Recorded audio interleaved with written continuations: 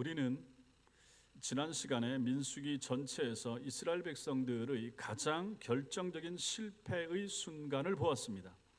그것은 10명의 정탐꾼들이 살피고 온 가나안 땅에 대한 부정적인 보고에서 비롯되었습니다.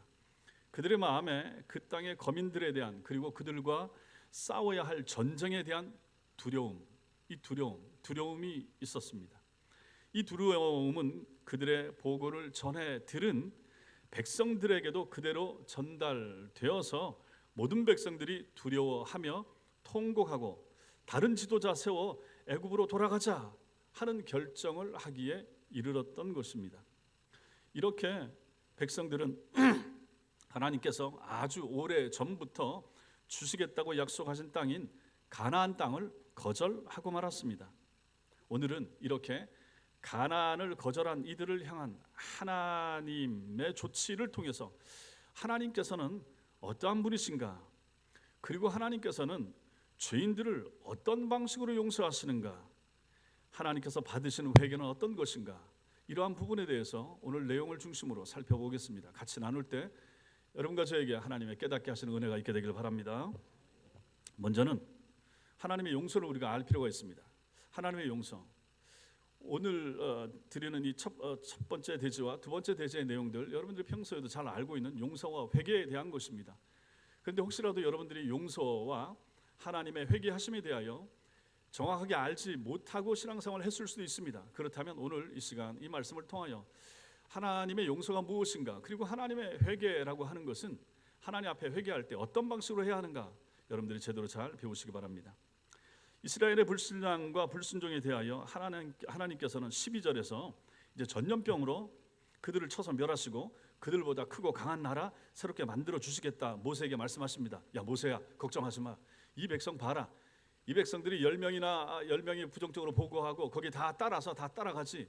이제 다들 200만 명 가운데 한 4명 정도, 여호수아, 갈렙, 모세와 아론, 뭐 한 이 정도 빼놓고 나머지는 전부 다 부정적인 보고에 따라서 마음이 움직여서 두려워하면서 애굽으로 돌아갑시다라고 말하고 있으니까 야 걱정하지 마. 이 인간들 내가 싹 없애고 다른 더 많은 사람들을 내가 전염병으로 싹 없앤 다음에 다른 사람들 다시 만들어서 이 백성 이만큼 만들어서 너하고 같이 가게 할 테니까 걱정하지 마. 하나님 이렇게 12절에서 말씀하시더라 하는 것입니다.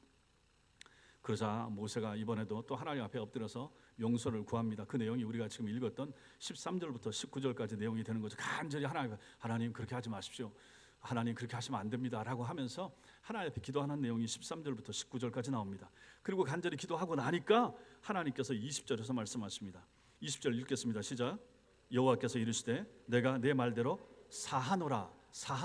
여기 사하노라, 용서하겠다 하시는 것입니다. 백성들의 용서, 그래 이렇게 간절하게 중보자의 역할을 감당하는 모세가 하나님 앞에 하나님 그렇게 하지 마세요. 이 백성들 다 전멸하시면 안 됩니다. 하나님 용서해 주세요 하고 간절히 기도하니까 그 긴 13절부터 19절까지의 내용을 들으시고 하나님의 마음이 움직여져서 그래 좋다. 그러면 내가 용서하지 라고 대답을 하신 것입니다. 그런데 그냥 용서하신 것이 아닙니다. 그 뒤에 22절과 23절에서 보시면 이제 하나님이 이 뒷부분에서 20절 이하에서 조건을 붙입니다. 그래 내가 용서는 한다. 그러나 이런 것은 있을 것이다. 이렇게 조건을 붙이는 거죠. 22절, 23절을 보시면 하나님의 영광과 하나님의 이적을 보고도 10번이나 하나님을 시험하고 청종하지 아니하고 하나님을 멸시한 사람들은 그 땅에 들어가도록 허락하지 않을 것이다. 그리고 그 땅 보지 못한다. 즉 가나안 땅 못 들어간다. 이 얘기를 하시는 것이죠. 그리고 그 세대가 모두 광야에서 죽은 후에야 가나안 땅에 들어갈 것이다. 이게 32절하고 35절에 나오는 내용이 그겁니다. 20살 이상 된 어른들은 그 땅 못 들어간다. 그들 다 죽은 다음에나 가나안 땅에 들어갈 것이다. 그렇게 말씀하시고 34절 내용은 정탐꾼들이 가나안을 정탐했던 하루를 1년으로 계산해서 40일을 정탐했으니까 하루를 1년으로, 즉 40년을 이제 광야에서 헤매게 될 것이다. 이미 한 1년 반 2년 정도 헤맸으니까 앞으로 여기서 들어가면 되는데 앞으로도 38년을 너희는 더 이 광야에서 고생해야 될 것이다. 이렇게 말씀하는 거죠. 그러나 하나님을 온전히 따랐던 갈렙과 여호수아 요 두 사람 제외시켜준다. 이게 24절, 30절, 38절 내용입니다. 또한 가나안 땅을 정탐하고 돌아와서 그 땅에 대해서 악평을 함으로써 이 모든 반역의 단서를 제공한 10명의 지도자들, 10명의 정탐꾼들, 내가 이 인간들 가만히 안 둔다. 이 사람들을 내가 죽인다. 이게 36절과 37절입니다. 36절, 37절 여러분 찾아보십시오. 그렇게 나와 있죠. 자, 이러한 하나님의 모든 조치는 27절과 28절에서 그들이 말한 대로 하나님께서 해주신 것입니다. 하나님께서는 그들이 하는 모든 악평과 불평을 들으셨고 들으신 대로 해준 거죠. 27절 보십시오. 나를 원망하는 이 악한 회중에게 내가 어느 때까지 참아야 되겠느냐. 이스라엘 자손이 나를 향하여 원망하는 바 그 원망하는 말을 내가 들었다. 하나님이 말씀하시죠. 28절에서 그들이 이스라엘 백성이 뭐라고 했는가? 여호와의 말씀에 내 삶을 두고 맹세하노라. 너희 말이 내 귀에 들린 대로 내가 너희에게 행하리니. 이 이스라엘 백성들이 불평한 그거 하나님께서 다 들으시고 이제 내 귀에, 하나님의 귀에 들린 대로 내가 그대로 해주겠다. 하나님께서 이렇게 말씀하신 것입니다. 이 사람들이 무슨 말을 했습니까? 저 위에 2절을 보십시오. 2절에서 자기들이 애굽 땅에서 죽었거나 광야에서 죽었으면 더 좋았겠다. 이렇게 불평하는 것이 14장 1절에 나오지 않습니까? 2절에서 3절에서는 뭐라고 그럽니까? 하나님께서 자기들을 칼에 죽게 하고 자기들의 처자들은 사로잡히게 하려고 가나안으로 인도하신다. 이렇게 하나님에 대해서 안 좋게 악평을 하고 있는 이들입니다. 하나님의 선하심을 무시하고 하나님을 악한 신처럼 이렇게 말하는 거죠. 그래서 이거 다 들었다. 그래? 그러면 너희가 말한 대로 내가 해주지. 하나님이 이렇게 말씀하시는 것입니다. 하나님께서는 그래서 39절 이하를 보십시오. 저 뒤에 보면 39절 이하에서 보듯이 이따 읽겠지만은 정말 그들 중에 많은 사람들이 칼에 죽임을 당하게 만드는 것입니다. 하나님은 이럴 마음이 없었어요. 근데 이 사람들이 불평을 이렇게 하는 거예요. 아유, 이럴 바에야 이 고생해서 가나안 땅 너무 들어가기 힘들어요. 저기 있는 사람들 너무 힘도 세고 전쟁하면 우리가 질 것 같은데 돌아갔으면 좋겠습니다. 이럴 바에야 그냥 우리를 광야에서 죽게 하지, 아니면 애굽에서 죽게 하지, 여기까지 인도해 와서 이게 무슨 생고생입니까? 이렇게 불평을 했다 하는 거죠. 그랬더니 하나님께서 그럼 내가 너희가 불평한 그대로 해주마, 이렇게 말씀하시는 거죠. 이런 와중에도 이제 20살 아래의 그 자녀들은 어떻게 됩니까? 살아서 가나안 땅에 들어가게 됐으니 가만히 생각해보면 이게 얼마나 놀라운 하나님의 은총입니까?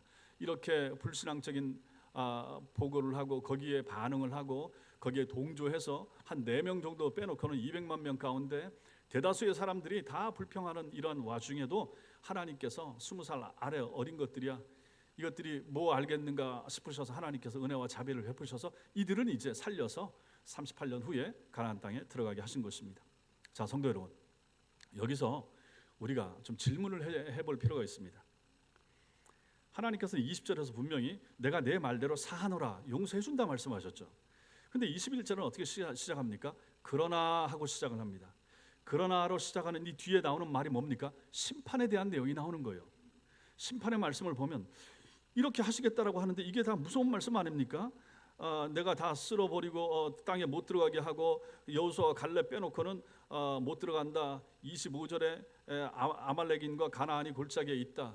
결국 이 사람들한테 죽게 되거든요. 이런 걸 보면 하나님께서 용서하신 게 맞나 하는 생각이 드는 거예요. 20절에서 용서하셨으면 용서로 끝나야 되는데 이 뒤에 나오는 내용은 또 뭐지? 하는 마음이 우리에게 들 수가 있다 하는 것입니다. 용서해 주신다고 하고서 벌은 주시겠다, 이 내용이 뒤에 나오는 내용이란 말입니다.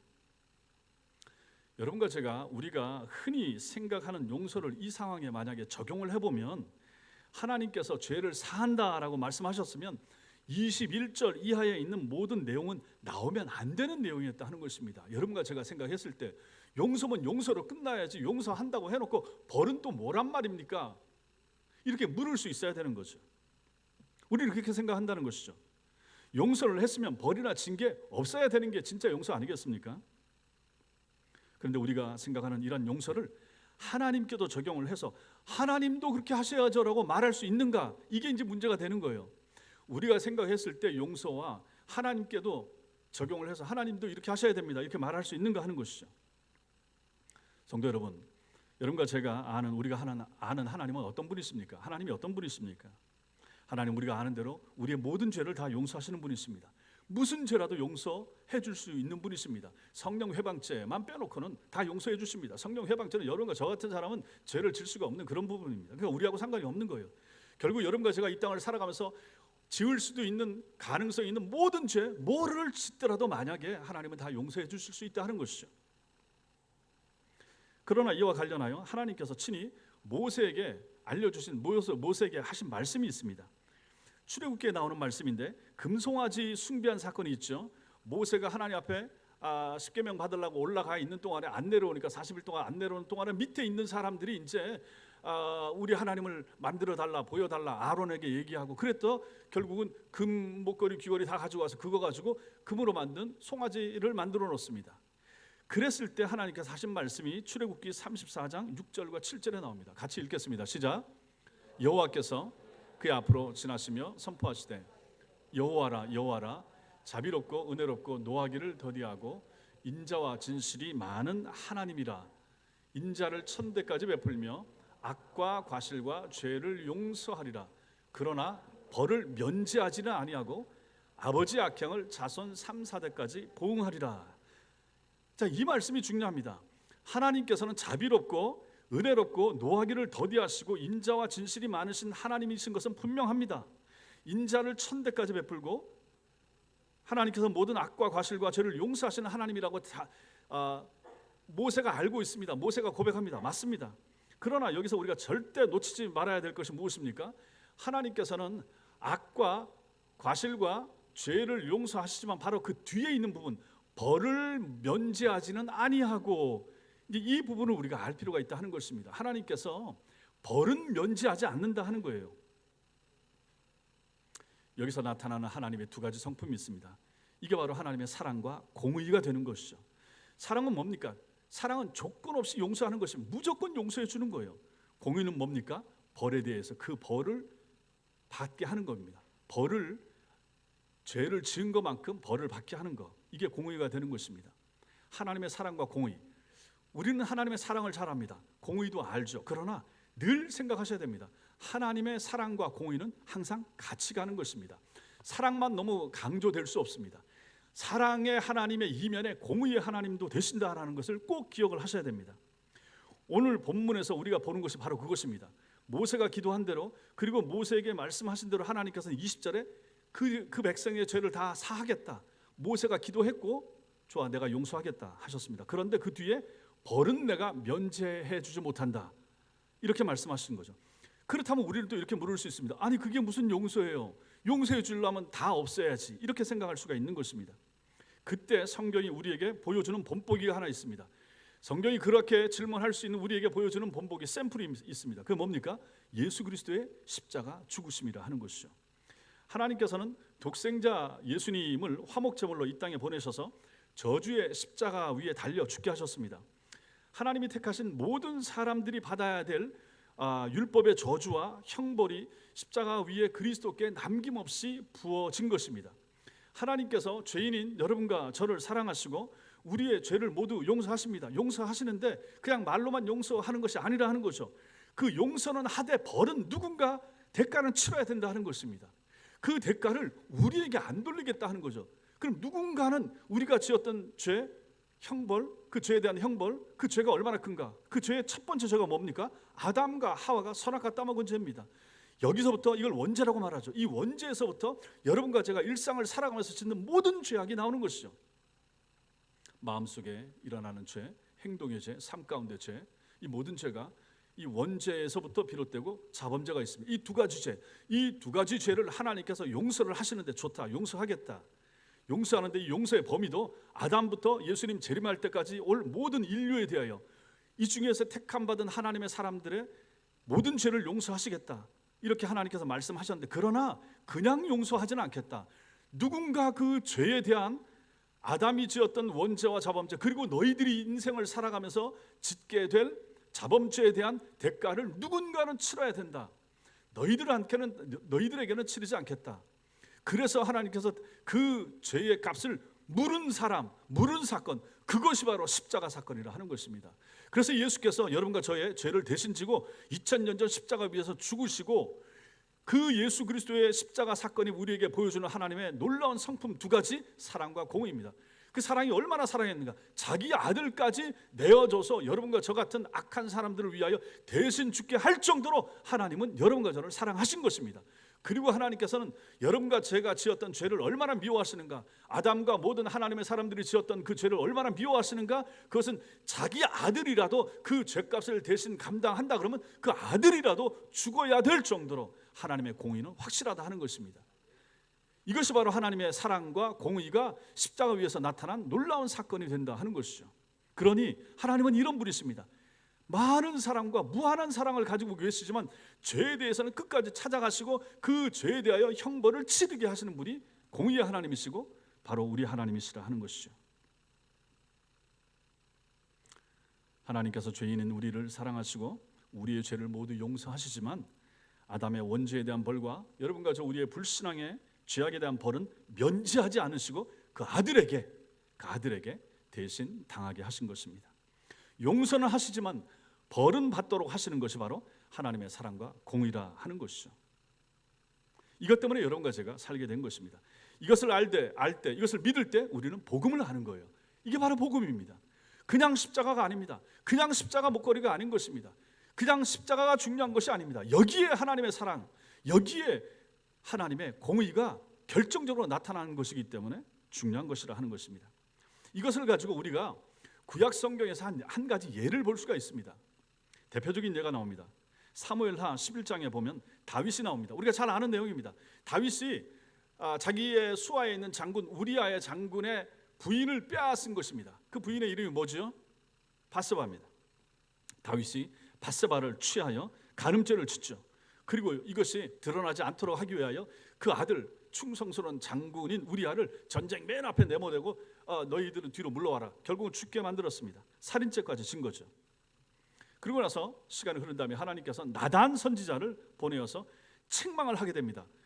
그 긴 시간 동안에 몇 개월, 한 7, 8개월, 9개월 이때까지 다윗이 자기가 행한 이 죄에 대하여 깨닫지 못하니까 하나님께서는 나단 선지자를 보내서 말로 그의 앞에 책망하게 하십니다. 그러니까 그제서야 다윗이 깨닫습니다. 아하, 내가 정말로 하나님 앞에 큰 죄를 졌구나. 그리고 회개를 합니다. 사무엘하 11장 13절 같이 읽겠습니다. 시작. 다윗이 나단에게 이르되 내가 여호와께 죄를 범하였노라 하매 나단이 다윗에게 말하되 여호와께서도 당신의 죄를 사하셨나니 당신이 죽지 아니하려니와 이렇게 말합니다.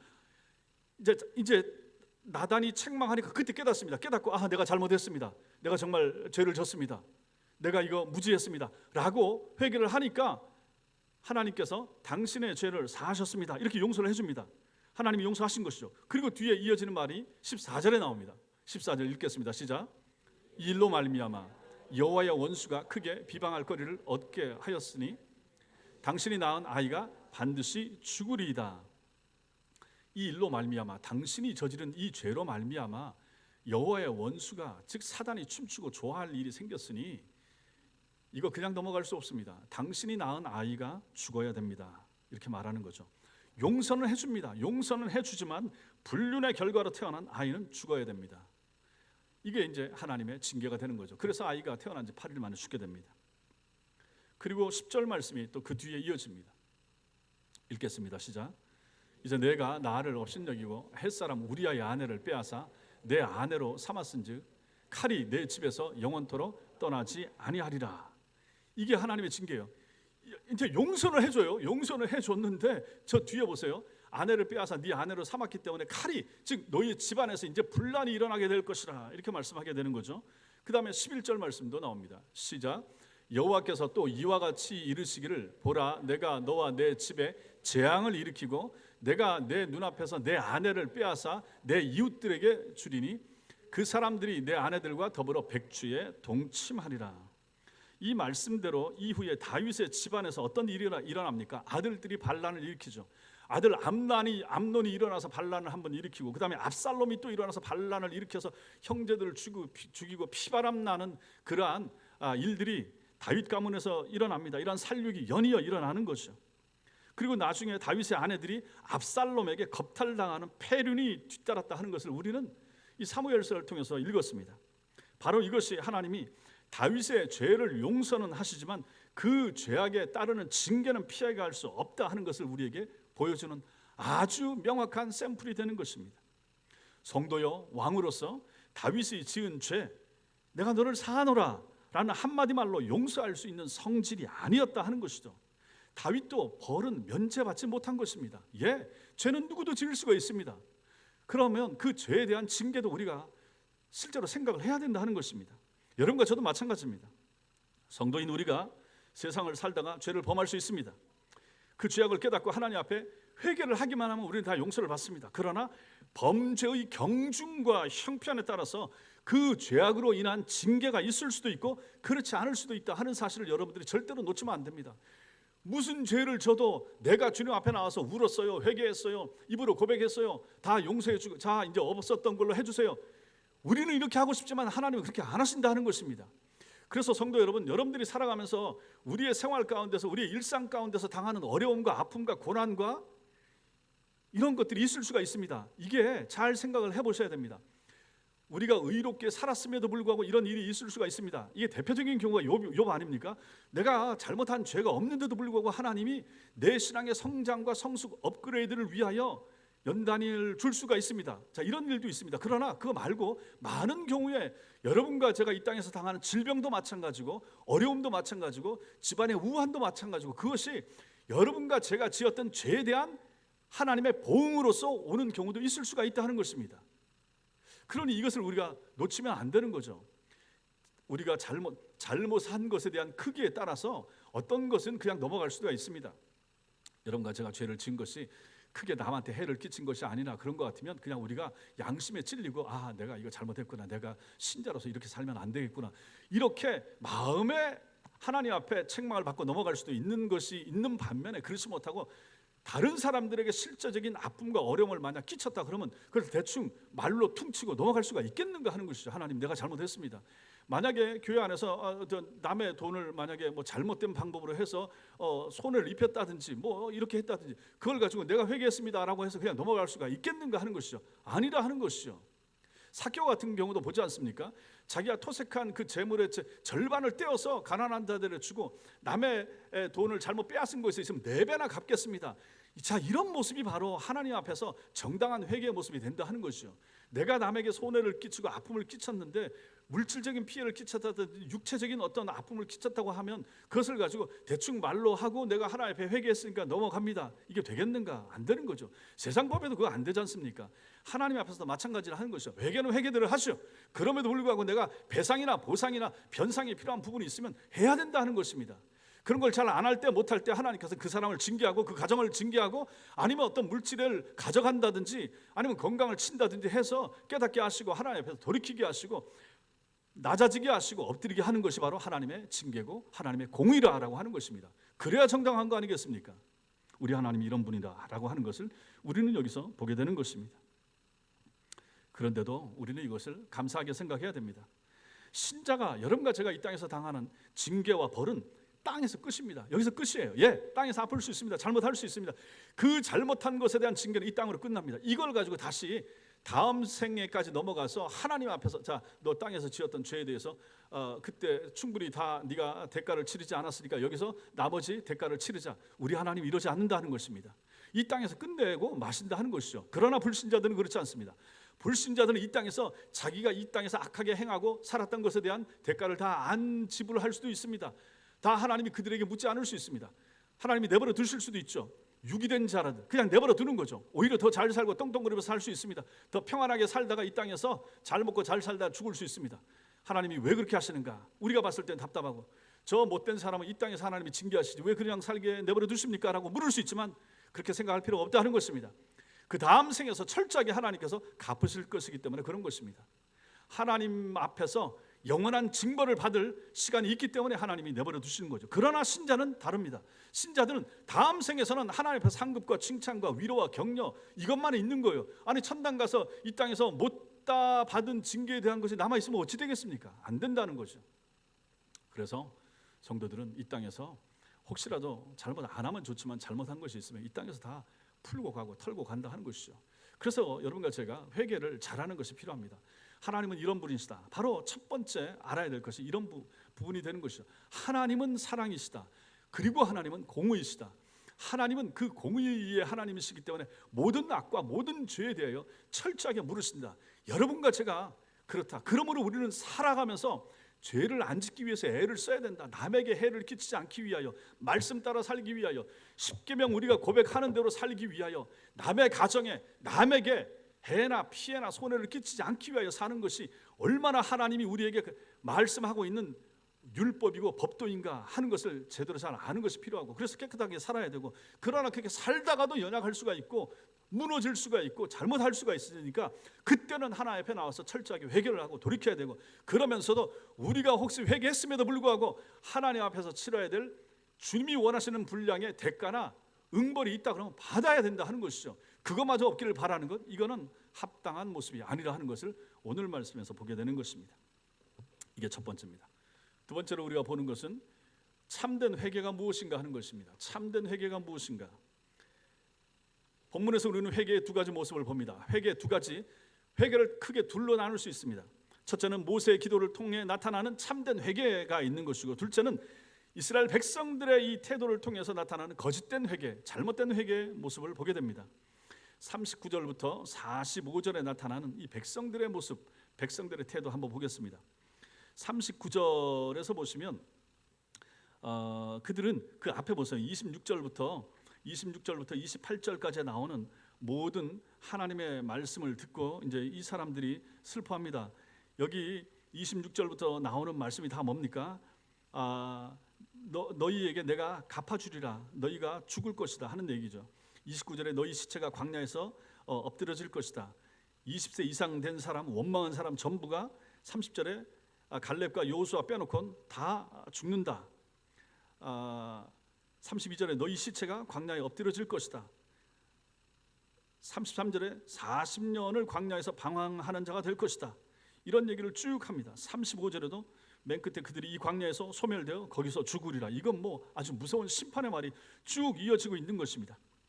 그러고 나니까 이제 이스라엘 백성들을 향하여 39절에서 모세가 이 말로 이스라엘 모든 자손에게 알림해, 이걸 다 알려줬습니다. 하나님이 모세에게 너희를 심판하겠다 하는 내용에 대하여. 그랬더니 이스라엘 백성들이 39절에서 백성이 크게 슬퍼합니다. 슬퍼하면서 그들이 하는 말이 40절입니다. 40절 같이 읽겠습니다. 시작. 아침에 일찍 일어나 산꼭대기로 올라가며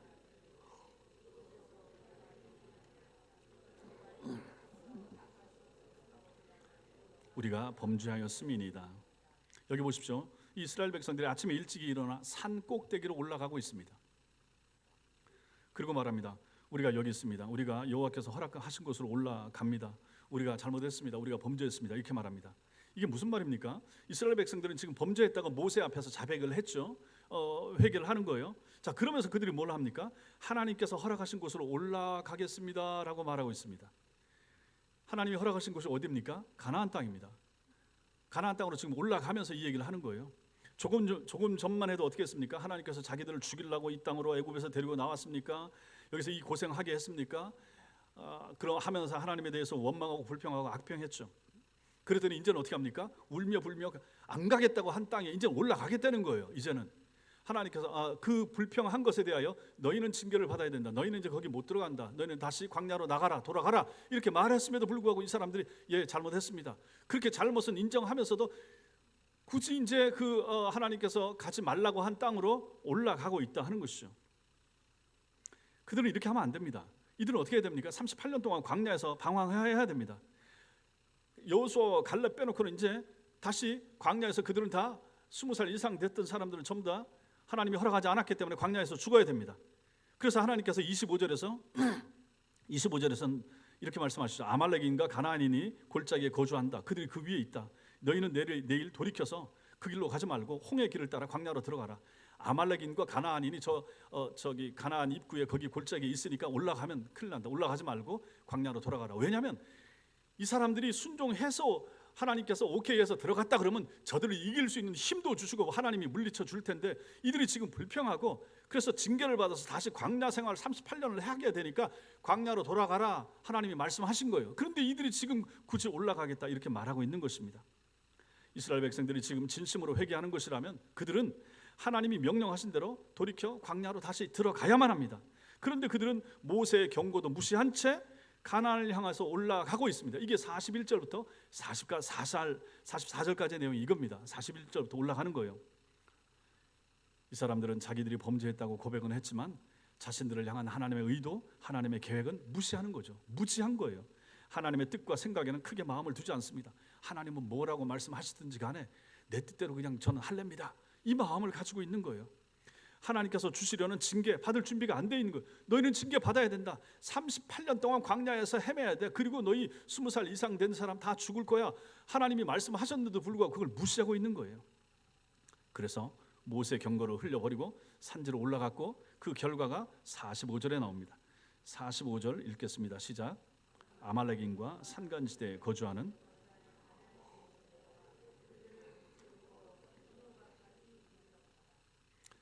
44절도 보십시오. 하나님의 언약궤와 모세가 진영을 떠나지 않았다. 즉 언약궤는 움직이지도 않고 있어요. 모세도 지금 그러고 있어요. 밑에 있어요. 근데 자기들끼리 올라간다고 언덕배 위로 올라간 거예요. 그랬더니 거기에 살고 있던 아말렉인과 가나안인들이 내려와서 그들을 쳐서 무찌기로 이루고 죽였다 하는 것입니다. 그들 앞에 도망친 것입니다.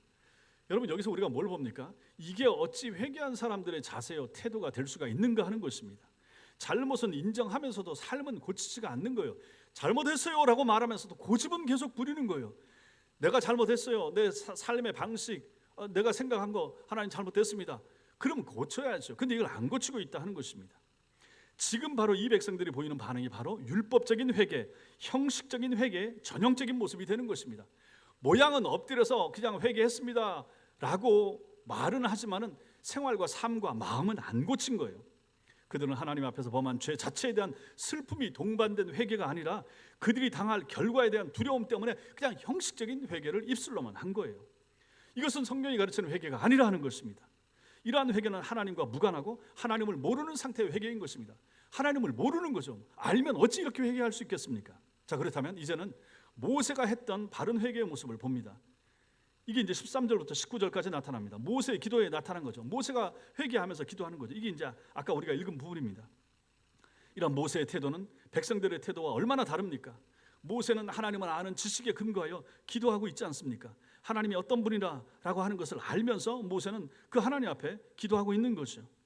출애굽기 32장에서 했던 것처럼 모세는 하나님의 명예로운 이름 때문에 그 이름을 근거로 용서를 구하고 있는 것을 우리는 이 말씀에서 보게 되는 것입니다. 하나님의 이름이 귀합니다. 하나님의 이름 때문에 이 백성을 하나님께서 죽이시면 안 됩니다. 이렇게 말하고 있는 거죠. 15절 보십시오. 이제 주께서 이 백성을 하나같이 죽이시면 주의 명성, 하나님의 이름을 들은 여러 나라가 말하여 이르기를 여호와가 이 백성에게 주기로 맹세한 땅에 인도할 능력이 없기 때문에 광야에서 죽게 했다. 이렇게 말도 안 되는 소리를 하게 되면 하나님의 이름, 하나님의 명예가 땅에 떨어질 거 아닙니까? 하나님 그러지 마십시오. 이렇게 모세는 하나님을 바르게 아는 것에 근거하여 하나님 앞에 용서를 구하는 거죠. 모세가 가진 관심의 초점은 어떻게 해서든지 그냥 가나안 땅에 들어가는 것이나 편안하게 올라갈 수 있는 길, 이걸 구하는 것이 아니었다는 것입니다. 항상 모세의 마음과 관심은 하나님의 이름에 있었고 하나님의 영광이 소중했다 하는 것이죠. 하나님의 이름, 하나님의 영광, 그것이 가장 가치 있습니다. 그것을 허물어뜨리는 것을 나는 바라지 않습니다. 이 마음을 가지고 있는 거예요. 그걸 15절과 16절이 우리에게 보여주는 것입니다. 이 사람들을 여기서 다 죽이시면 주위의 나라들이 하나님의 약속의 땅으로 인도할 능력이 모자라서 죽였다고 할 것이니 하나님 그리하지 마세요 라고 부탁하는 것입니다. 주님의 이름을 생각해 주세요. 주님의 명예로운 이름을 기억해서 하나님 그런 일이 일어나지 않길 바랍니다. 이렇게 말하는 거죠. 기도의 우선순위가 이렇게 되는 것입니다. 이어서 모세는 하나님께서 백성들의 죄를 용서해 주시기를 간구합니다. 그런데 그가 용서를 구하는 근거가 하나님의 성품 때문입니다. 이게 이제 18절과 19절입니다. 18절과 19절 다시 읽겠습니다. 시작. 여호와는 노하기를 더디하시고 인자가 많아 죄악과 허물을 사하시나 형벌 받을 자는 결탄코 사하지 아니하시고 아버지의 죄악을 자식에게 갚아 3, 4대까지 이르게 하리라 하셨나이다. 구하옵나니 주의 인자의 광대하심을 따라 이 백성의 죄악을 사하시되 애굽에서부터 지금까지 이 백성을 사하신 것 같이 사하시옵소서. 그러니까 용서해 주세요라고 하면서 구하는 근거가 뭡니까? 하나님이 이런 분 아니지 않습니까? 하나님이 이런 분이에요. 하나님께서는 노하기 더디하시고 인자가 많아서 죄악과 허물을 사하시는 그런 하나님 아니십니까? 이런 분이 이러한 우리의 죄악을 용서 안 하시면 어떻게 되겠습니까? 하면서 하나님 앞에 간구하는 이러한 모세의 모습을 보게 되는 것입니다. 이처럼 모세의 기도는 처음부터 끝까지 하나님을 아는 바른 지식에 근거한 기도를 하나님 앞에 올려드리고 있는 것입니다. 모세의 기도는 결국 참된 기도가, 참된 회개가 무엇인가를 우리에게 보여줍니다. 그는 백성들의 죄가 하나님의 이름에 누가 되는 것이라 하는 것이죠. 성도 여러분, 여러분과 제가 어떤 죄를 짓게 되면 어떻게 됩니까? 다른 사람이 알 수도 있고 모를 수도 있지만 만약에 사람들이 알면 어떻게 됩니까? 야, 저 예수생이야 저러냐, 이렇게 딱 나오잖아요. 예수 믿는 사람이 저래?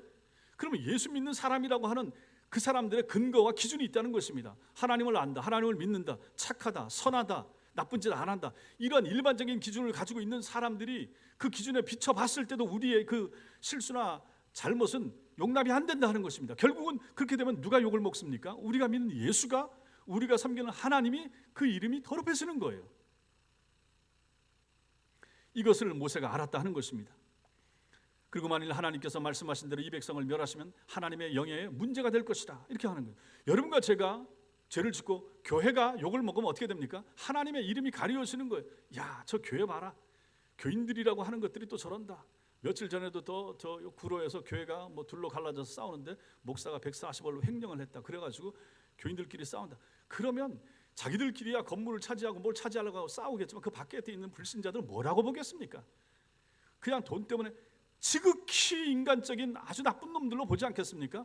하나님 잘 믿고 예수 잘 믿겠다고 모여서 예배당 세우고 그 안에서 모이겠다고 하는 사람들끼리 지들끼리 치고받고 지들끼리 돈 가지고 싸운다, 이렇게 해서 저들이 욕하지 않겠습니까? 그럼 결국은 그 하나님의 이름과 예수 그리스도의 이름만 먹칠을 당하는 거 아니겠습니까? 바로 그런 얘기를 하고 있는 거예요. 여러분과 제가 두려워해야 될 것은 죄 자체입니다. 죄 때문에 여러분과 제가 죄를 짓게 되면 마귀가 기뻐하는 거예요. 마귀가 춤을 추는 거예요. 왜 그런 빌미를 제공하느냐 하는 것이죠. 그러므로 여러분과 저는 죄를 짓지 않으려고 애를 써야 되고 정결한 성도의 삶을 살기 위해서 애를 써야 되는 것입니다. 여러분과 제가 만약 죄를 지면 그것 때문에 아파할 우리 하나님의 마음이 내게 느껴져야 되는 거죠. 예수 그리스도를 십자가에 보내서 죽게 하실 만큼 그렇게 죄를 미워하시고 죄에 대해서 정죄하시는 하나님 앞에 내가 또 이런 죄를 짐으로 말미암아 우리 아버지가 얼마나 마음 아파하실까, 그러한 생각을 우리가 좀 할 수 있어야 된다 하는 것이죠. 이러한 마음을 가지고 회개할 때 그것이 바로 참된 회개이고 복음적인 회개가 되는 것입니다.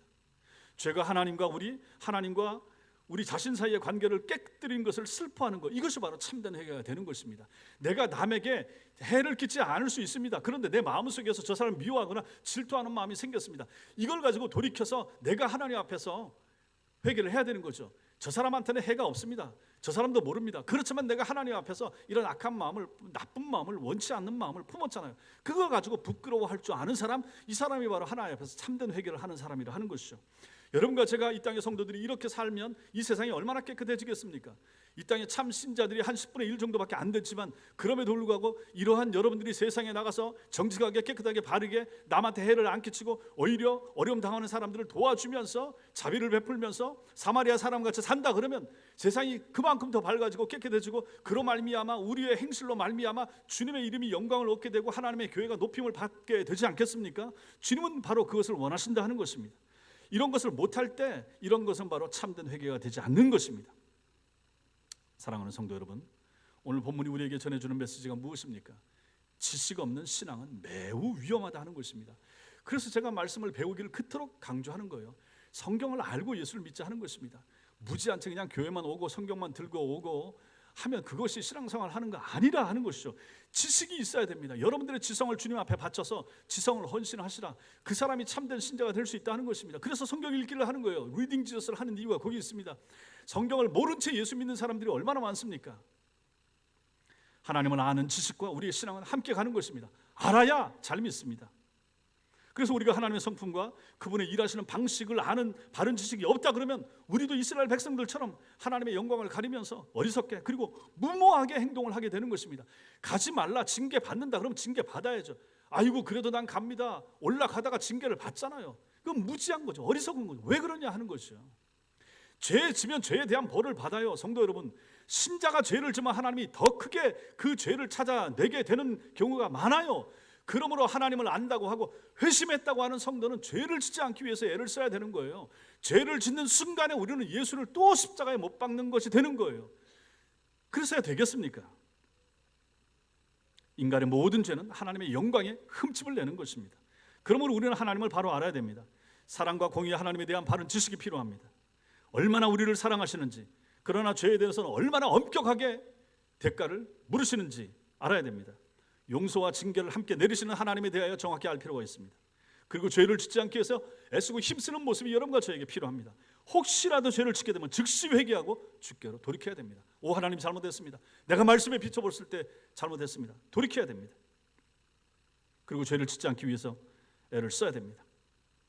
그리고 회개할 때는 형식적인 율법적인 회개가 아니라 마음을 다한 복음적인 회개, 진정한 회개를 해야 됩니다.